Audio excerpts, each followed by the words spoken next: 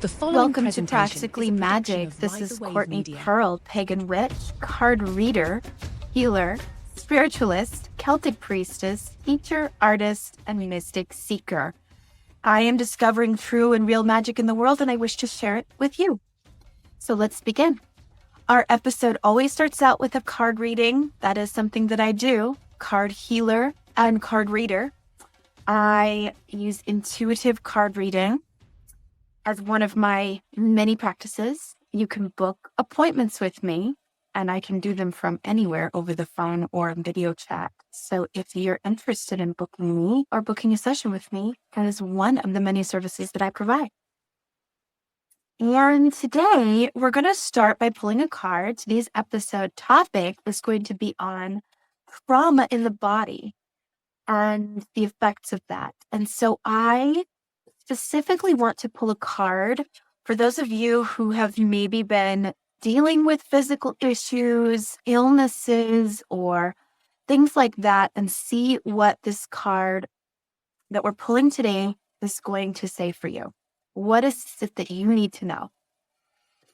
And I am using the Ethereal Visions deck, one of my very first and favorite tarot decks that I love because it has a beautiful gold foil, and I love things that are shiny and have gold, copper, silver foil on it. It's magical, shiny things.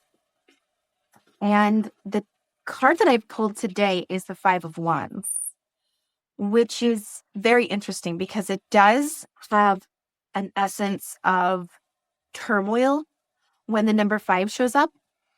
And this card specifically is very interesting, and it's almost comical to me because it's a group of 5 men.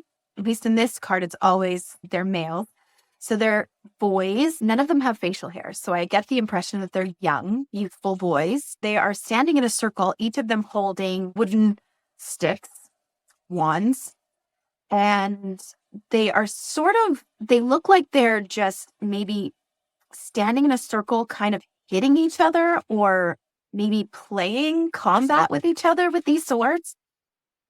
Wands, sorry, not swords.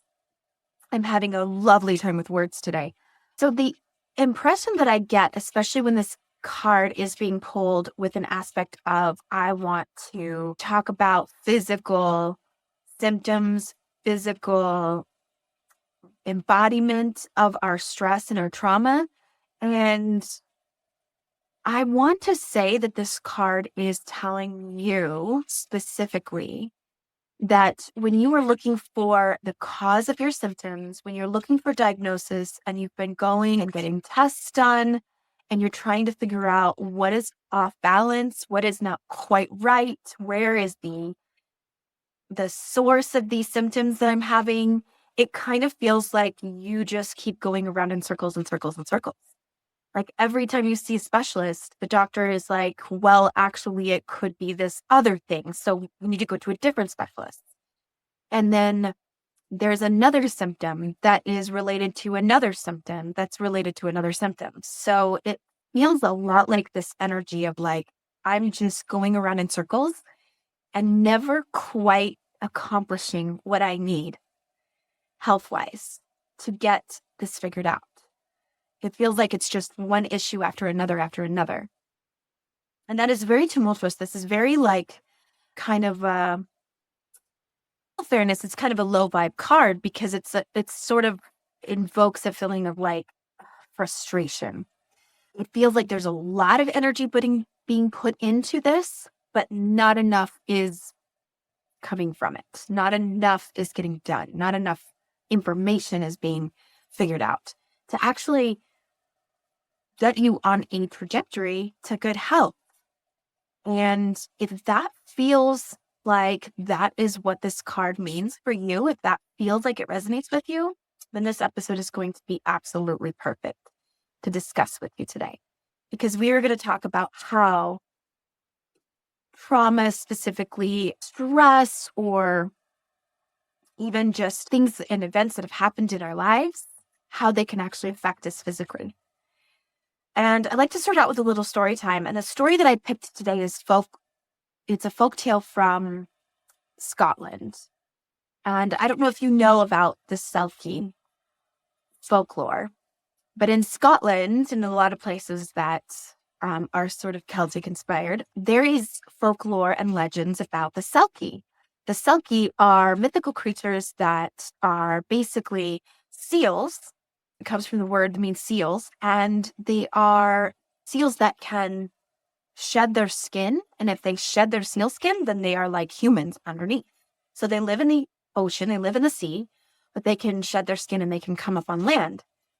And there's a particular famous story about a Selkie where a man catches glimpse of these group of Selkies dancing in the moonlight, and he finds this sight captivating. And there's one particular Selkie woman he can't keep his eyes off of, and it just so happens that she's one of the last ones to put her Selkie skin back on, as all the rest of them have gone into the ocean.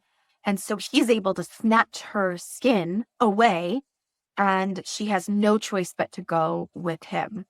And they get married. It's sort of a Beauty and the Beast situation, or maybe the Little Mermaid. She comes from the ocean and she's now human. And so they get married and have children. And all this time, she's sort of trapped in this life because he has stolen her skin and hidden it away where she can't find it.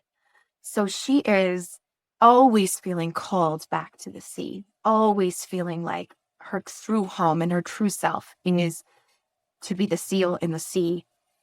And eventually, one of her children, her son, comes to her as she's sweeping or doing some kind of housework that, the women folk do. Her son comes to her with the Selkie skin that he's found. He's uncovered it in his adventures. And so she has a choice to make. She has been a human or living as a human for many years, and she's sort of torn between going back to the ocean and being where she's always wanted to be, or to be here with her children. And ultimately, the call to be in the ocean is too great. And she takes the skin and she runs. And the husband comes home just in time to see her entering the ocean, entering the waters, putting on her Selkie skin, and he and the children watch as she goes off into the sunset. And it's a sad story. It has so much symbolism and so much meaning. But in this particular topic today, I bring this story forward because there is something about a call to each of us that is bringing us back to ourselves. There is an embodiment that, just like putting on the Selkie skin or taking it off to be human, one or the other, it's still like metaphorically, we are all learning how to answer the call to our true selves. And our conscious mind doesn't always remember everything, right? Our long-term memory has been sorted through, and it's a memory of a memory of a memory of a memory. They say that when you're remembering something from the past, you're not actually remembering that moment or that event. You're remembering the last time you remembered it. So everything that happened to you is sorted through these filters, and some of those messages are filtered into your subconscious and become a part of your body. So your conscious mind is not always going to remember everything that happened to you and every detail exactly as it was, but your body does remember.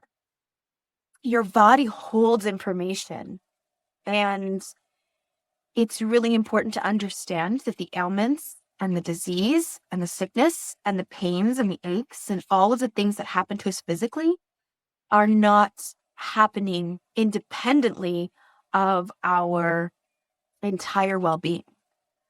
And I bring this up because the difference between Western medicine and Eastern medicine oftentimes is that here where we practice Western medicine in North America, Turtle Island, we are often compartmentalizing health in such large disparities. Like we have the medical health system. Of course, if you're having medical issues and you need a medical doctor, you would go to an expert in that field. And so you're getting information that is very much in that realm when you go to a medical doctor.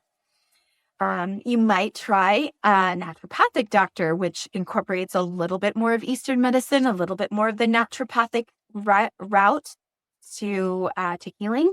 But for the most part, you're going to go to separate people for separate aspects of your hearing. And if you are having symptoms of an illness, you would go to a medical doctor. It may not occur to you to maybe go see a psychiatrist because that would be for mental health issues. It may not occur to you to go to your spiritual leader, your church authority person, or whoever you deem to be your spiritual authority, because that person would probably tell you to go see a doctor. They would say, I don't know why you're having these symptoms, go see a doctor. But in Eastern medicine, it's much more blended. Their culture understands health to be much more interconnected. It's like, if you are having physical symptoms, yes, there is probably a medical reason, and there's definitely ways to go about figuring out what's going on there. But it's not only medical. There's definitely spiritual, emotional, and all of those things are connected. And so when I started doing my work and learning about the healing arts and emotional and energy healing, went to the Institute of Healing Arts, and we had several books that were required reading in our program.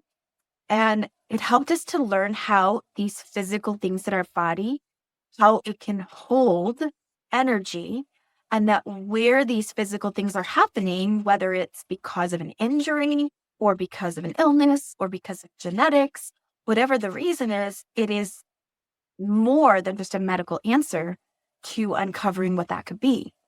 And that when we approach it with, okay, let's try and dig into what the emotional or blocked energy that's trapped in that part of the body might be, there's an aspect of healing that can be very productive. And this is not to say that you shouldn't go to a medical doctor, because I firmly and highly believe in Western medicine as well, but they're not trained in that same way. They're not trained to know about all of those other things that could be going on too. And so this is sort of like my plug to say, if you are having illnesses you don't understand, or the doctors can't seem to find an answer for, it might do you some good to go looking in another route as well, in addition to. And that's where Reiki healing and emotional processing, some of the work that I do, is really useful and helpful in that area. So we were able to learn a lot about how stress can affect the body. And I don't think I'm stretching here to ask you to believe that. I think most people can buy into the fact that stress does a number on our body.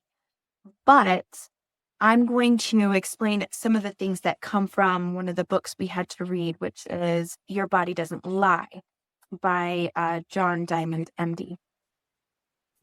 And he explains it in the book this way. You have a gland that's right in the center of your chest called the thymus gland.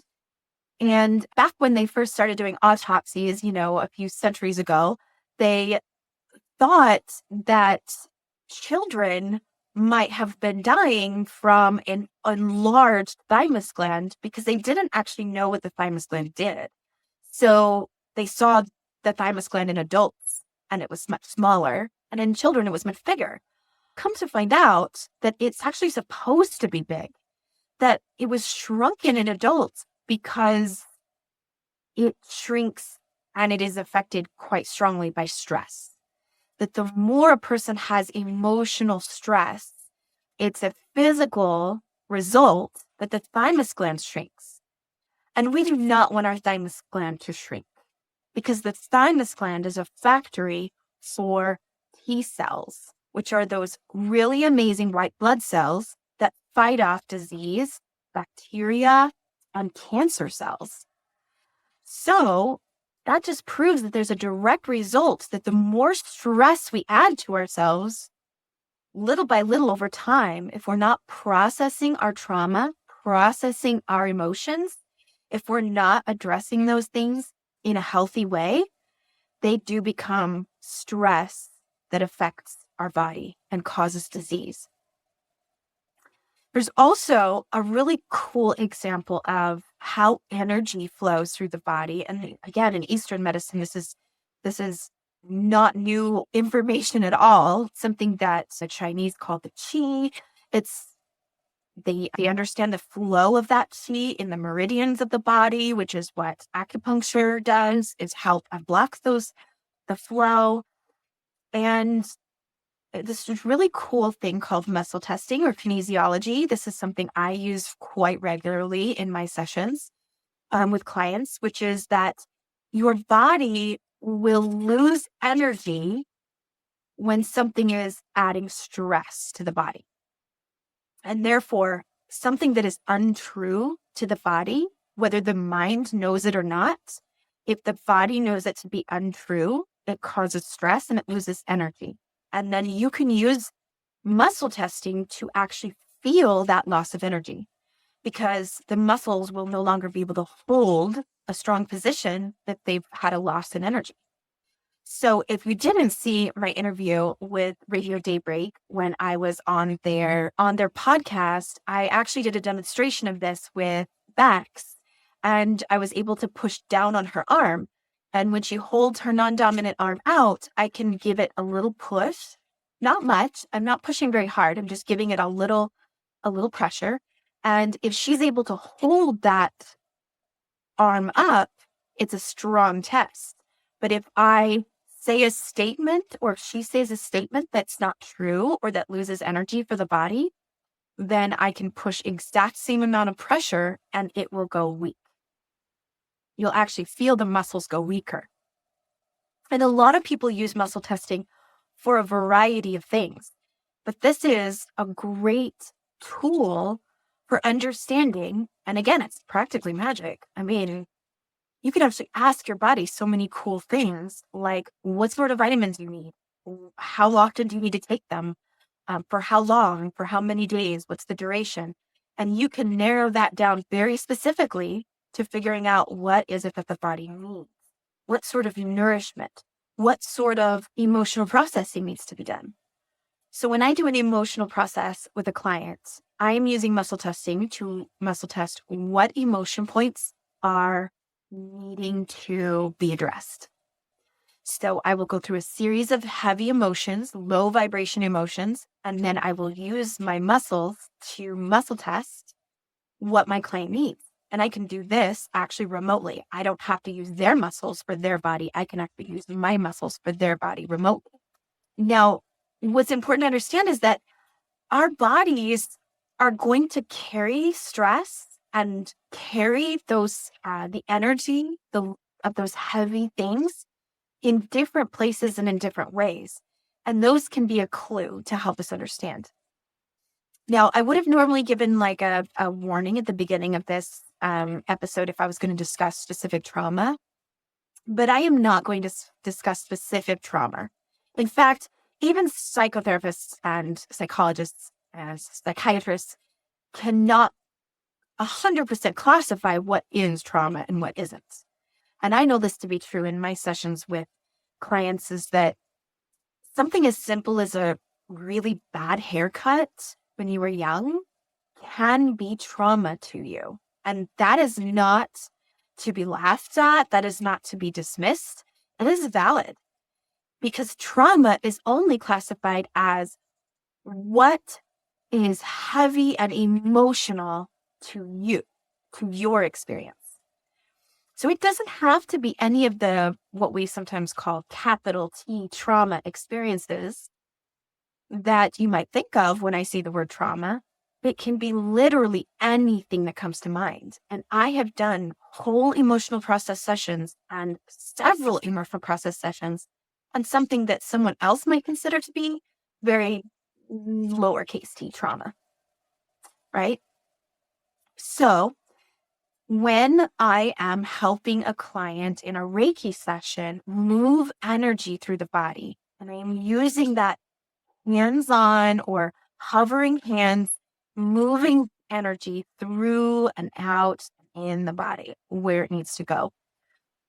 When I'm doing emotional processing sessions, and I'm doing this with visualization of pulling out shapes and colors, I am taking note of where in the body these aches and pains and dis-ease is happening. And by the way, the word disease is just dis-ease, right? So it can be anything that is not ease in the body. So from before you were born to present day, the body's genetics play a role. Every experience that the mother, when you're in the womb, your mother is having during the time that you're developing in the womb, epigenetics, how your genetics, how other influences like your environment and experiences play a role in how your genetics show up is epigenetics. All of this plays a part in becoming who you are, in how you arrive to who you are today. And so I use a lot of feeling, intuition, asking questions, things that might have happened. Even when I'm asking clients to access a certain age in their past, and I say, what might have happened at 4 years old? Their conscious memories don't necessarily have to play a role in it. Actually, my very first process session that I ever did was in the womb. So the facilitator asked me, okay, so I have muscle tested your age for this session would be 3 months in the womb. And I don't have any memories of 3 months in the womb. I don't know about you, but I can't just pull that out of thin air and just be like, oh, I totally remember what it was like to be 3 months of fetus in the womb. But what I was able to do was based on what I knew about my mom's pregnancy with me and what I felt coming forward. Because all that really matters is not that what information we're moving through and processing through is technically correct, or it has to be like proven that that's what was going on.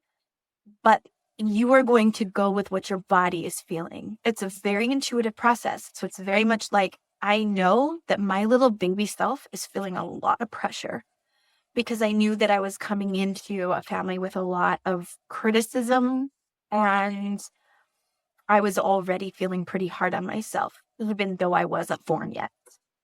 And I had an amazing emotional process session, pulling a lot of that heaviness out.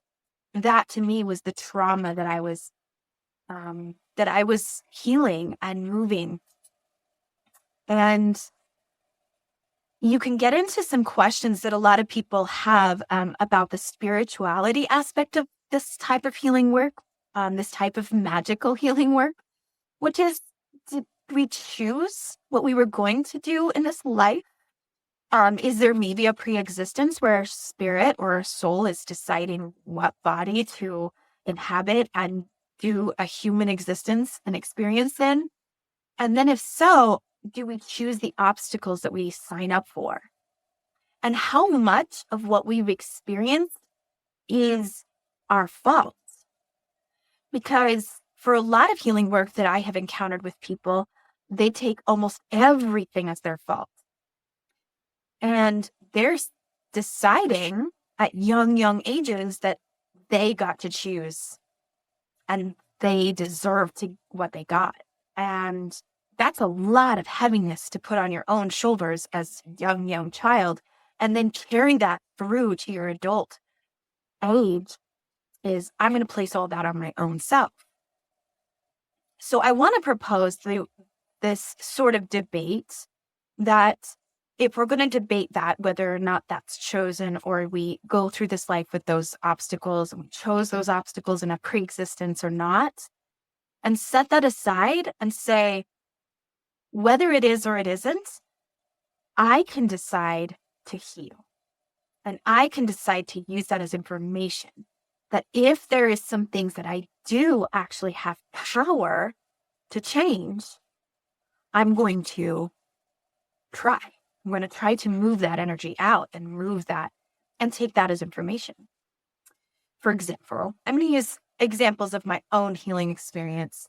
For me, when I started doing a lot of this kind of healing work for myself, I realized pretty early on that I was holding a lot of shame in my body. And if you remember the episode we talked about the book Power versus Force, the energy level of shame is the lowest on the energy level that is even on the scale. So holding energy in the body, that's going to be a very low vibe. Shame is going to show up as not productive at all. But it was showing up for me as, or what it often shows up for most people, is stomach aches. Not being able to digest my food very well and always having issues with what foods I can eat. And I pretty much spent every single evening, and it always hit me in the evenings because it was like after a day of whatever meals that I ate that day, I would spend almost every single evening just in pain, in doubled over pain, trying to figure out what I ate that day that was causing so much discomfort for me. And I pretty much just stopped eating every day after 4:00. I would say 4:00 is the cutoff. If I haven't eaten what I'm going to eat for the day by 4:00, that's it, because I don't want to be in pain all night long and not be able to sleep. It also shows up on the body, which I found out on the face. And I had terrible skin problems for most of my adulthood. It's not that I had terrible acne as a teenager that much, but I had a terrible habit of having breakouts on my face and then picking at them and like couldn't leave it alone. And eventually it was just, I had to accept that like I was just always going to have bad skin. But when doing a lot of emotional processing and moving the energy of shame out of my body, one process at a time, each time I was able to address moments of trauma in my life that allowed that shame to enter my body and to become a decision that I was not worthy, I was not good enough, all of that, those deep-rooted belief systems that were in my body, like programs I had downloaded. Once I was able to move that out, I started to feel so much better. And I mean, this is after years of seeing doctors, dermatologists, using almost every medical grade dermatology creams and cleansers that I possibly could get my hands on. Several years of trying to figure out what was going on with my stomach and, what I could and couldn't eat, and narrowing down my diet, all of these things that I was doing. And it was just not enough, not helping enough for me to heal, for me to actually feel better. There is a lot of really cool information about how different energies manifest in the body. And I want to go back and reference, because we ran out of time, on a previous episode, we had Amanda McCombs, Mrs. Daybreak, as one of our guest speakers. And if you haven't listened to that episode, I would like you to do that, because we talked a lot about some of the physical things that she had been experiencing with shingles. She had a really bad case of shingles that went through her sinuses, and she's still always kind of dealing with that. And so when she was on my show, I said, would you mind if we talked about that? And do you mind if we look up some of the emotional energy connections to that? And she gave me permission. So I just want to clarify that I wouldn't normally talk about a client or anything that they're going through and share that information, but I did get special permission this time because she was a guest on the show. And I looked up shingles in a book that I use for referencing these things, which is called Feelings Buried Alive Never Die.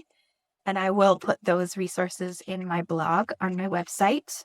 So it says here, shingles can be connected and associated with fear, things that won't work out the way you want, being overly sensitive, ongoing tension concerning a situation, hostile energy being manifest, lack of inner peace, and recurring problems of unworthiness. And as I read that list to her, she was very much resonating with that. She felt like those were things that she definitely wants to bring forward in her healing journey and would want to work on, maybe in whatever modality she's seeking out for that. And that doesn't go without saying, working with a doctor and a specialist that helps with those symptoms and with that condition.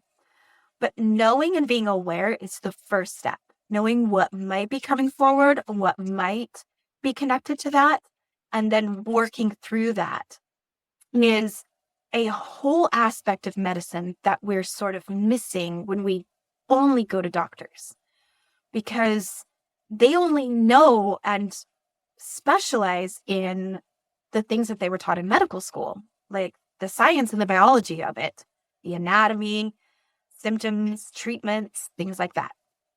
Whereas when I have a client come to me for a Reiki session and I'm able to help go back to a childhood age, or I'm able to just pull out or do some drumming over their body, breaking up that energy and moving it out of the body, replacing it with positive affirmations. This is all an aspect of healing that gets overlooked and sometimes dismissed because it's not conventional and it's not something we're raised in our culture to believe in our Western medicine culture. And so just to close up, to give my last thoughts on this is, you may not be ready to face everything you've experienced. If you've been through some very clear trauma that you can pinpoint exactly what that might be, you may only want to receive what is missing at first. You may only be ready to address what you are ready to address.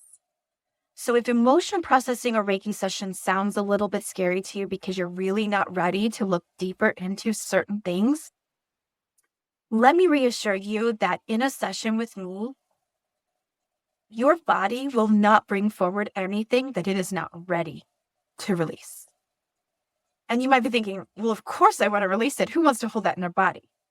And actually, the answer would surprise you.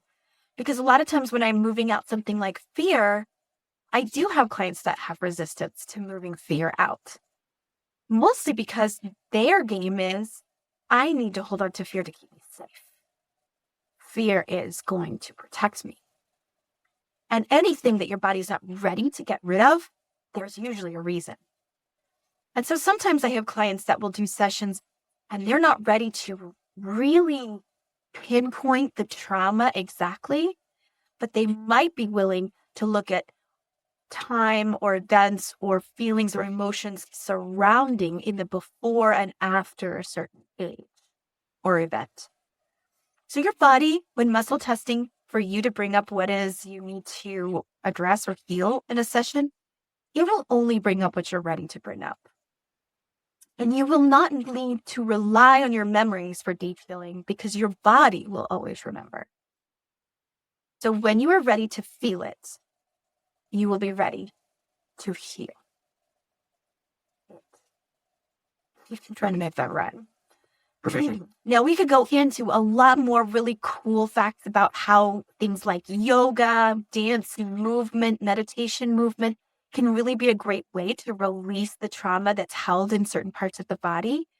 But I'm going to save that just for some more resources that I'm going to put on my blog. So if you loved this discussion, you love this episode, and you're like, more please, then I would encourage you to go to my website, prismhealing.com. And on the tabs at the top, you'll see blog. And all of my website resources will be there.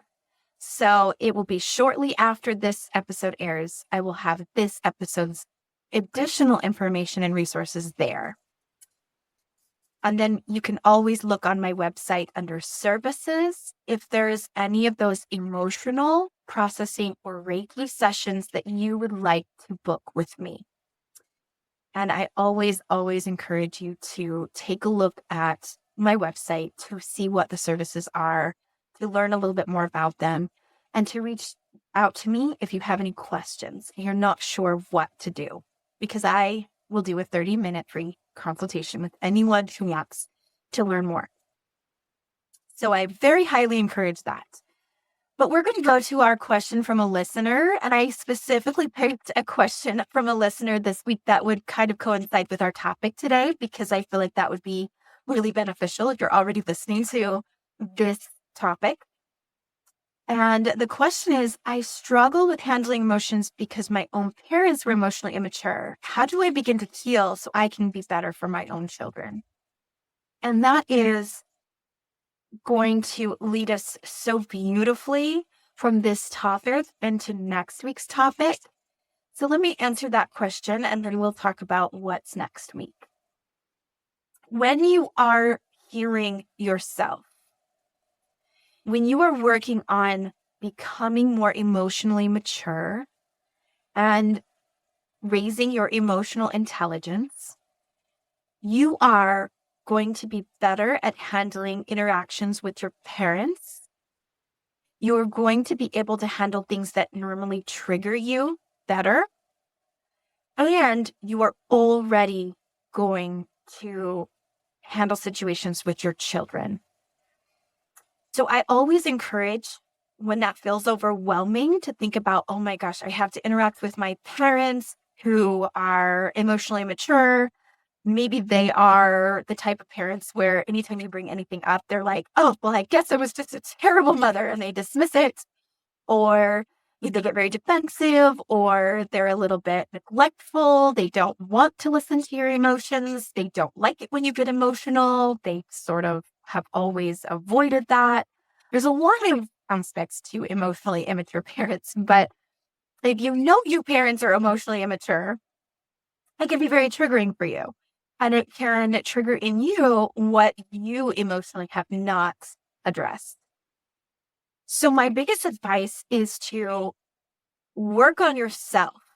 Work on what it means to be most emotionally mature, meaning that you might be able to sit with uncomfortable emotions in yourself and your parents and your children for longer periods while not taking it personally. It might look like that. It might look like just being aware of when you're triggered, aware of when you feel annoyed, resentful, frustrated, when you feel like you really just want to get out of the situation and avoid it altogether. Because you might feel like that with your children if they're holding a space that's incredibly highly emotional, a tantrum, for example. And so when we do our own healing work, there is a ripple effect that sort of comes out generationally in all directions, from our ancestors who came before us and our descendants who come after us. And so you really are breaking chains and breaking patterns that are going to result in a world healing, an epidemic of healing. And so I have 2 books that I would like to put out there as recommendation. I just heard this author as a guest on another podcast I listened to. It's called Adult Children of Emotionally Immature Parents by Dr. Lindsay C. Gibson. And then I highly recommend Good Inside by Dr. Becky Kennedy. It's a parenting book, but I kind of feel like it's like disguised as a parenting book, and actually it's a self-healing book. So if you want to follow them or look them up, that is some great resources for you if you're looking at like, where do I begin? How do I start holding boundaries? How do I start interacting differently? And my personal advice, start working on your own self-awareness and your own healing. That brings us to next week's topic, which is going to be generational healing, one of my absolutely favorite topics in the whole world, which is how does generational healing help you, and how does it play a part in your being able to be magical person that you are in your life? Because the more that you break those patterns, the more you are able to wield the magic that is already you, that you hold inside you. It is a really important part of healing. It is something that is a large part of the work that I do when I do healing sessions with people. So I cannot talk about healing in general without talking about generational healing, or as some people call it, ancestral healing. So next week's episode, generational healing. What didn't start with you? We're going to figure that out. And I would like to challenge you to use magic in your everyday life, strengthen your relationships, heal, prosper, and thrive. Become aligned with that future version of yourself that you imagine that you are becoming. All right. If you want more information on these and other topics, subjects, you can find me on social media, on Instagram at prism_healing. Follow me there because I do a lot of live sessions of card readings. I provide more information than what's here. I've done a lot of live videos before I started this podcast that has great information too. So do a little scroll in my feed and find some real treasures there. Facebook, Courtney Pearl, or Courtney Pearl's Prism Healing is my Facebook page. I have a couple of events every month, so look for Tarot for Tips, which I do at local venues or local coffee shops or anywhere that will let me set up a table and read cards. I do have a Healing Through Art workshop. My next one is coming up this week on March 28th from 6 to 8 p.m. at Biscott's Cafe.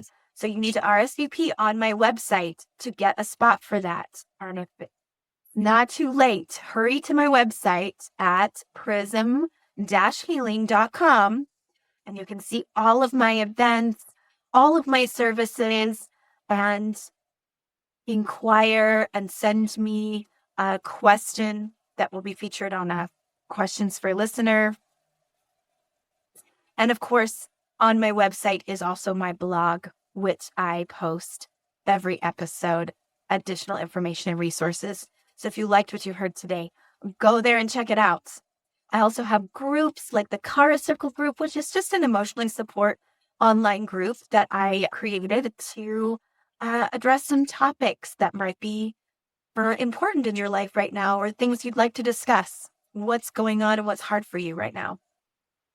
So please private message me on my Instagram, my Facebook, or my website, any questions that you have about magic, healing, energy, or just some personal questions that you'd like to ask me, like today's question.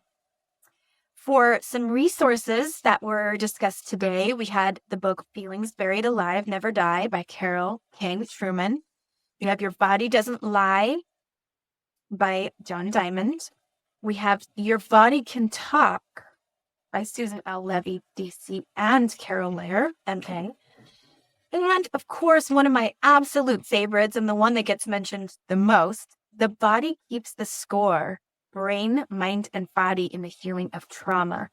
So this is by Bessel van der Kolk. And those will be listed on my blog as well. So head on over there and check it out.